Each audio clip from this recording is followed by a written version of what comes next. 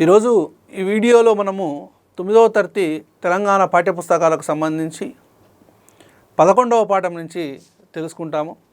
గత వీడియోలో 10వ పాఠమైనటువంటి వాగ్భూషణము డాక్టర్ ఇర్వెంటి కృష్ణమూర్తి గారు రచించినటువంటి వాగ్భూషణం అనేటువంటి పాఠ్యభాగం గురించి సంపూర్ణమైనటువంటి సమాచారాన్ని తెలుసుకున్నాము.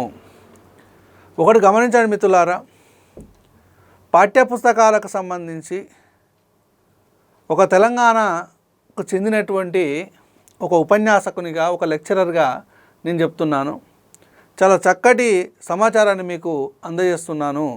కాబట్టి తప్పనిసరిగా ఈ వీడియోలన్నింటినీ వింటూ నోట్స్ తయారు చేసుకొని ప్రిపేర్ కాగలరని చెప్తున్నాను. ఓకే, మరి ఇప్పుడు 11వ పాఠమైనటువంటి వాయసం. వాయసం అనేటువంటిది ఒక కాకి యొక్క పేరు. కాకి యొక్క పేరు అంటే ఇక్కడ ఏంది, వాయసం యొక్క ప్రధానమైనటువంటి ఉద్దేశం ఏంది, పాఠ్యభాగం యొక్క ఉద్దేశం ఏంది అని చూసినట్లయితే, ప్రకృతిలో ఉన్నటువంటి ప్రాణులన్నీ స్వేచ్ఛగా జీవించాలి. అంటే ప్రకృతిలో ఉన్నటువంటి ప్రాణులన్నీ స్వేచ్ఛగా ఎలాంటి నియమ నిబంధనలు లేకుండా, మానవునికి కొన్ని ఆంక్షలు ఉంటాయి, కానీ ప్రకృతిలో జీవిస్తున్నటువంటి ప్రాణులన్నీ, జంతువులు కావచ్చు, పక్షులు కావచ్చు, క్రిములు కావచ్చు, కీటకాలు కావచ్చు, వగైరా వగైరా, ఇవన్నీ స్వేచ్ఛగా జీవించాలి. ప్రతి ప్రాణి కూడా గొప్పదని తెలియజేయడమే ఈ పాఠ్యభాగం యొక్క ముఖ్య ఉద్దేశము. అంటే ఈ వాయసం అనేటువంటిది కాకి. ఈ కాకి యొక్క గొప్పతనాన్ని గురించి ఈ పాఠ్యభాగంలో చెప్పడం జరుగుతుంది. మరి ప్రస్తుత పాఠ్యభాగమైనటువంటి వాయసము ఏ ప్రక్రియకు సంబంధించిందని అంటే పద్య ప్రక్రియకు సంబంధించింది. మరి ఈ పద్య ప్రక్రియకు సంబంధించినటువంటి వాయసం అనేటువంటి పాఠ్యభాగము ఎక్కడి నుంచి గ్రహింపబడింది అని చూసినట్లయితే రసతరంగిణి అనేటువంటి ఖండకావ్యం. రసతరంగిణి అనేటువంటి ఖండకావ్యం. మరి ఈ పాఠ్యభాగాన్ని రాసినటువంటి కవి ఎవరు అని చూసినట్లయితే మామిళ్ళ రామగౌడ్. ఎవరండి? మామిళ్ళ రామగౌడ్.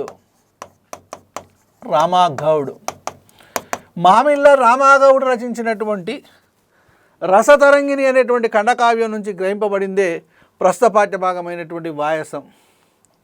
అంటే ఈ వాయసం యొక్క గొప్పతనాన్ని పద్య ప్రక్రియలో రసతరంగిణి అనేటువంటి ఖండకావ్యంలో రాస్తే అక్కడి నుంచి కొంతపాటు తీసుకొని ఈ పాఠ్యభాగాన్ని మనం 9వ తరగతిలో ఉంచడం జరిగింది. ఓకే, మరి ఇక్కడ చూసినట్లయితే మామిళ్ళ రామగౌడ్ యొక్క పరిచయం. తప్పనిసరిగా కవి గురించినటువంటి సమాచారాన్ని మనం తెలుసుకోవాల్సినటువంటి అవసరం ఉన్నది. మరి వాయసం అనేటువంటి పాఠ్యభాగాన్ని రచించినటువంటి రచయిత, వాయసం అనేటువంటి పాఠ్యభాగాన్ని రచించినటువంటి రచయిత మామిళ్ళ రామగౌడ్. రామగౌడ్ యొక్క కాలము 1943-2003. తెలంగాణ ప్రాంతానికి సంబంధించి తెలంగాణ ఆధునిక కవులలో ఈయన ఒకరు. అంటే ఈయన ఆధునిక కవి. అంటే 19వ శతాబ్దం, అంటే 19వ శతాబ్దం తర్వాత వచ్చినటువంటి కవులందరూ ఆధునిక కవులు.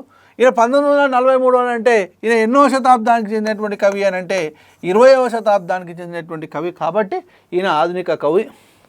ఆధునిక కవులలో ఒక ప్రసిద్ధిగాంచినటువంటి కవి మామిళ్ళ రామగౌడ్. మరి ఈయన నిజామాబాద్ జిల్లాకు చెందినటువంటి పర్నూరు అనేటువంటి ఒక మండలంలో, పర్నూరు అనేటువంటి ఒక ఊరిలో బాలమ్మ మల్లాగౌడ్ దంపతులకు జన్మించాడు. తల్లి పేరేమో బాలమ్మ, తండ్రి పేరేమో మల్లాగౌడ్. మరి ఈయన చిన్నతనం నుంచే రచనలు చేయడము ప్రారంభించాడు. అంటే చిన్నతనం నుంచి అంటే ఎన్నేళ్ళ నుంచి ఈయన రచనలు చేయడం ప్రారంభించిండనంటే 20 ఏళ్ళ వయసు నుంచే, అంటే 20 years ఏజ్ నుంచి ఈయన రచనలు చేయడము ప్రారంభించడము జరిగింది. మరి ఈ మామిళ్ళ రామగౌడ్ యొక్క రచనల విషయానికి వచ్చినట్లయితే, 1 శబరిమాతా శతకము, 2 నరసింహ శతకము, 3 కవి గౌడప్ప శతకము, 4 రసతరంగిణి 4 రసతరంగిణి, 5 కవితా సుధాలహరి, 6 గౌడ ప్రబోధము. ఈ రచనలు ఈజీగా గుర్తుపెట్టుకోవచ్చు. మామిళ్ళ రామగౌడ్ నరక గౌశక, ఇది కోడ్. నరక గౌశక. నా అంటే నరసింహ శతకము, నా అంటే నరసింహ శతకము. రా అంటే రస తరంగిణి. కా అంటే కవి గౌడప్ప శతకము. గౌ అంటే గౌడ ప్రబోధము. షే అంటే శబరిమాత శతకము. ఖా అంటే కవితా సుధాలహరి. మళ్ళొకసారి చెప్తా చూడండి. నరక గౌశక అని గుర్తుపెట్టుకోండి. నా అంటే నరసింహ శతకము, నరసింహ శతకం. రా అంటే రసతరంగిణి, రసతరంగిణి. కా అంటే కవి గౌడప్ప శతకము, కవి గౌడప్ప శతకం. గౌ అంటే గౌడ ప్రబోధము. షే అంటే శబరిమాత శతకం. కా అంటే కవితా సుధాలహరి, కవితా సుధాలహరి. నరసింహ శతకము, రసతరంగిణి, కవి గౌడప్ప శతకము, గౌడ ప్రబోధము, శబరిమాత శతకము, కవితా సుధాలహరి అనేటువంటి రచనలు మామిళ్ళ రామగౌడ్ యొక్క రచనలు. ఈయన యొక్క బిరుదుల విషయానికి వచ్చినట్లయితే మామిళ్ళ రామగౌడ్ యొక్క బిరుదులు కూడా ఈజీ గుర్తుపెట్టుకోవచ్చు. మసుక. మసుక అని అంటే మా అంటే మధుర శ్రీనాథ, సు అంటే సుకవి సుధాకర, కా అంటే కవి కోకిల. మా అంటే మధుర కవి, మధుర కవి. సు అంటే సుకవి సుధాకర, కా అంటే కవి కోకిల. ఇవి మామిళ్ళ రామగౌడ్ యొక్క బిరుదులు. రచనలు అయితే ఈజీ గుర్తుపెట్టుకోవచ్చు. నరక గౌశక, నరక గౌశక. బిరుదులైతే మస్క, మధుర కవి, సుకవి సుధాకర, కవితా సుధాలహరి అనేటువంటివి ఈయన యొక్క రచనలు.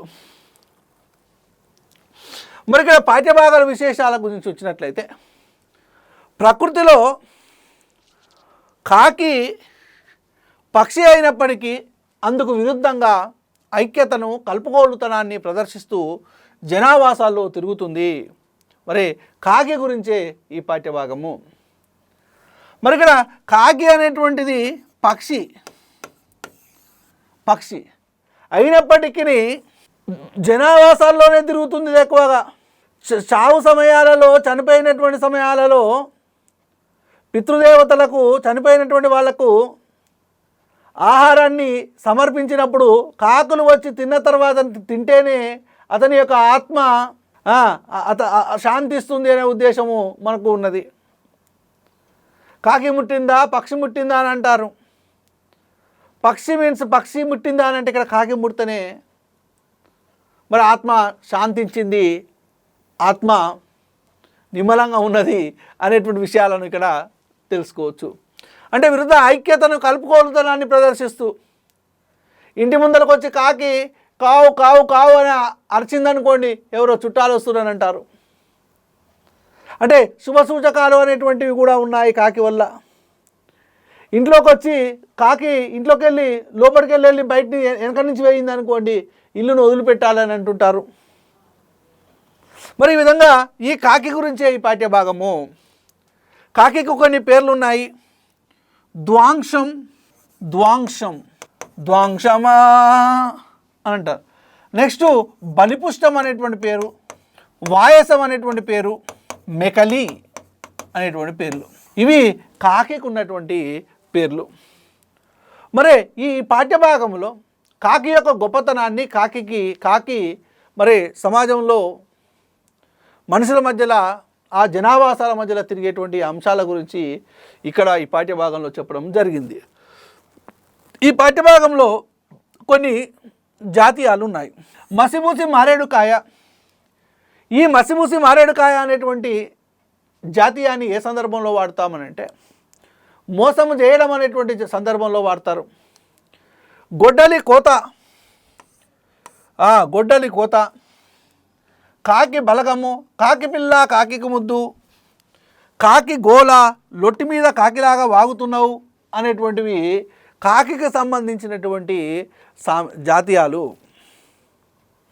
బాగా వర్లుతున్నాడు అనుకోండి, ఎవడన్నా ఏం రా లొట్టి మీద కాకిలాగా వాగుతున్నావు అని అంటారు. బాగా గోల చేస్తున్నారు పిల్లలు ఈ పాఠశాలలో, కాకి గోల అని అంటాము. ఇప్పుడు ఎవరైనా ఒక పిల్లవాడు నల్లగా ఉన్నాడు, అయినా కానీ తల్లి ఏం చేస్తుందో ముద్దు పెట్టుకుంటూ నల్లగా ఉన్నటువంటి ఆయన కాకి పిల్ల కాకి ముద్దు అని అంటుంటారు. ఇట్లాంటివి జాతీయాలు. ఓకే, ఇంకా ఈ పద్య భాగానికి సంబంధించి ఒక విశేషం చూసినట్లయితే రాకిల్ కార్సస్ అనేటువంటి పర్యావరణ శాస్త్రవేత్త 1963లో సైలెంట్ స్ప్రింగ్ అనేటువంటి ఒక పుస్తకాన్ని రాశాడు. రాకిల్ కార్సస్ అనేటువంటి పర్యావరణవేత్త 1963లో సైలెంట్ స్ప్రింగ్ అనేటువంటి ఒక పుస్తకాన్ని రాశాడు. దీన్ని కూడా మీరు గుర్తుపెట్టుకోవాలి. ఇది మన 11వ పాఠమైనటువంటి వాయసము గురించి. ఓకే, తర్వాత 11 పాఠం తర్వాత ఉన్నటువంటి పాఠము 12వ పాఠమైనటువంటి తీయని పలకరింపు. తీయని పలకరింపు ఏంది సార్? ఈ పాఠ్యభాగం సంబంధించి చూసినట్లయితే భార్య బిడ్డల యొక్క ఆదరణకు దూరమైనటువంటి ఒక వృద్ధుని యొక్క వ్యధను తెలిపేటువంటి పాఠ్యభాగము, ఒక వృద్ధుని యొక్క బాధను తెలిపేటువంటి పాఠ్యభాగము. భార్య బిడ్డల ఆదరణకు దూరమైనటువంటి ఒక వృద్ధుని యొక్క వ్యధను తెలిపేటువంటి పాఠ్యభాగము తీయని పలకరింపు. ఈ పాఠ్యభాగం అనేటువంటి తీయని పలకరింపు ప్రక్రియ ఏంటిదనంటే కథానిక అంటే కథ కంటే కొంచెం చిన్నది. మరి ఈ పాఠ్యభాగము ఎక్కడి నుంచి గ్రహింపబడింది అని చూసినట్లయితే తులసీదళాలు అనేటువంటి కథానికల సంపుటి, ఆ కథానికల సంపుటి నుంచి తులసీదళాలు అనేటువంటి కథానికల సంపుటి నుంచి గ్రహింపబడింది. మరి ఈ తీయని పలకరింపు అనేటువంటి పాఠ్యభాగాన్ని రాసినటువంటి వ్యక్తి ఎవరైనంటే ఇల్లిందల సరస్వతీదేవి. ఓకే, ఈ ఇల్లిందల సరస్వతీదేవి రాసినటువంటి కథానికలన్నింటినీ సంపుటిగా చేయడం జరిగింది. అదే తులసీదళాలు అనేటువంటి సంపుటం. ఈ తులసీదళాలు అనేటువంటి సంపుటి నుంచే ఈ భార్యా బిడ్డల ఆదరణకు, భార్యా పిల్లల యొక్క ఆదరణకు దూరమైనటువంటి ఒక వృద్ధుని యొక్క వ్యధను కథగా తీసుకొని ఆధారంగా చేసుకొని ఒక కథానిక రాసింది. అదే తీయని పలకరింపు. ఈ తీయని పలకరింపు అనేటువంటి పాఠ్యభాగమే ప్రస్తుతం పాఠ్యభాగం. కథానికని ప్రస్తుత పాఠ్యభాగం. ఈమె కాలం చూసినట్లయితే 1918-1998. ఈమె వందలాది కథలు, చాలా కథలు రాసింది, నవలలు రాసింది, రేడియో నాటకాలు రాసింది, అనేక వ్యాసాలను కూడా ఈమె రచించడము జరిగింది. 1982లో ఈమె రచించినటువంటి స్వర్ణకమలాలు అనేటువంటి కథానికా సంపుటికి కేంద్ర సాహిత్య అకాడమీ అవార్డు లభించింది. ఏ ఇయర్లో అనంటే 1982లో. ఏ రచనకు అనంటే స్వర్ణకమలాలు అనేటువంటి కథానికల సంపుటి. స్వర్ణకమలాలు అనేటువంటి కథానికల సంపుటికి ఏమొచ్చిందనంటే ఇక్కడ కేంద్ర సాహిత్య అకాడమీ అవార్డు రావడము జరిగింది. ఇంపార్టెంట్, ఇక్కడ ఇయర్ ఇంపార్టెంట్ 1982. ఓకే, ఇంకా చూద్దాం ఏం గురించి. పురస్కారాలు ఏమేమి వచ్చినాయని అంటే కేంద్ర సాహిత్య అకాడమీ పురస్కారంతో పాటు రాష్ట్ర సాహిత్య అకాడమీ పురస్కారం కూడా వచ్చింది. అదేవిధంగా సుశీలా నారాయణ రెడ్డి పురస్కారం కూడా లభించింది. సుశీలా నారాయణ రెడ్డి పురస్కారం కూడా రావడం జరిగింది. ఓకే, ఈమె యొక్క రచనల విషయానికి వచ్చినట్లయితే తులసీదళాలు కథా సంపుటి, రాజహంస కథా సంపుటి, నారీ జగత్తు, జీవన సామరస్యము, వెలుగు బాట, అక్కరకు వచ్చిన చుట్టము, కాగితపు పూలు. తులసీదళాలు మళ్ళొకసారి, రాజహంస. ఈ తులసీదళాలు అనేటువంటి కథానిక సంపుటి నుంచే తీయని పలకరింపు అనేటువంటి పాఠ్యభాగము గ్రహింపబడింది. తీయని పలకరింపు అనేటువంటి కథానిక గ్రహింపబడింది. ఈ తీయని పలకరింపు అనేటువంటి కథానికనే ప్రస్తుత పాఠ్యభాగం. రాజహంస అనేటువంటి కథా సంపుటి, నారీ జగత్తు, జీవన సామరస్యము, వెలుగుబాటలు, అక్కరకు వచ్చిన చుట్టము, కాగితపు పూలు. ఇంకా ఉన్నాయి చూడండి. బాలవీరులు, దూరం చేసిన పొలిమరలు, ఇది నవల. తల్లి లేని పిల్ల, ఇది కూడా నవల. ఇది నవల. మంచు వీడిన మొగ్గ. ఓకే, ఇవి మొత్తము 11 రచనలు. మళ్ళొకసారి చెప్తే జాగ్రత్తగా వినండి. తులసీదళాలు కథానిక సంపుటి, రాజహంస, నారీ జగత్తు, జీవన సామరస్యము, వెలుగు బాటలు, అక్కరకు వచ్చిన చుట్టము, కాగితపు పూలు.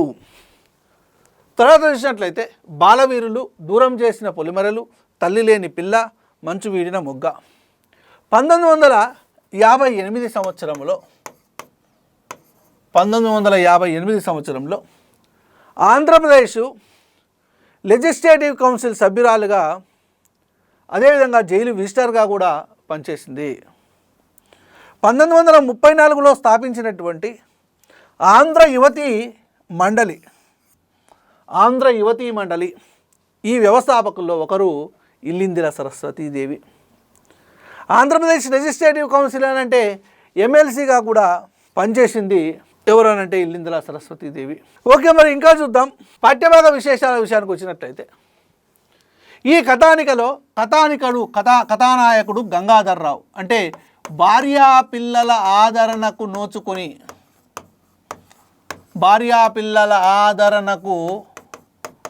నోచుకోనటువంటి ఒక వృద్ధుడు. ఆ వృద్ధుని పేరే గంగాధర్రావు. ఈ గంగాధర్రావు యొక్క కథనే తీయని పలకరింపు. ఈ భార్య పిల్లలు ఈయన వృద్ధుడు అయిన తర్వాత ఒక వృద్ధాశ్రమంలో వేస్తారు. ఆ వృద్ధాశ్రమం పేరే భజన్లాల్ అనేటువంటి వృద్ధాశ్రమము. ఈ భజన్లాల్ వృద్ధాశ్రమాన్ని నిర్వహించినటువంటి వ్యక్తి ఎవరు అనంటే విమల పర్యవేక్షణలో ఈ వృద్ధాశ్రమం ఉండేది. మరి గంగాధర్ అనేటువంటి 60 ఏళ్ళ వ్యక్తి కనపడలేదని టీవీలో ప్రకటన రావడము జరిగింది. ఒకసారి చూద్దాం. గంగాధర్ అనేటువంటి 60 ఏళ్ళ వ్యక్తి కనపడలేదని టీవీలో ప్రకటన వచ్చింది. మరి ఈ గంగాధర్ అనేటువంటి 60 ఏళ్ళ వ్యక్తి కనపడలేదని టీవీలో ప్రకటన వచ్చిందని మరి ఇంతటితో క్లోజ్ చేసిరని అంటే మొత్తం చదువుకోవాలంటే కథ చదువుకుంటే మీకు అర్థమవుతుంది. అందులో ముఖ్యంగా ఆ పాత్ర గురించి, ఆ రచయిత్రి యొక్క కథానికల గురించి, నవలల గురించి, మరి ఆమె యొక్క పురస్కారాల గురించి తెలుసుకుంటే సరిపోతుంది. ఓకే, ఇది 9వ తరగతికి సంబంధించినటువంటి పాఠ్యపుస్తకాల గురించి. ఓకేనా. తర్వాత మనము ఉపవాచకంలో ఉన్నటువంటి అంశాలను చూస్తాం.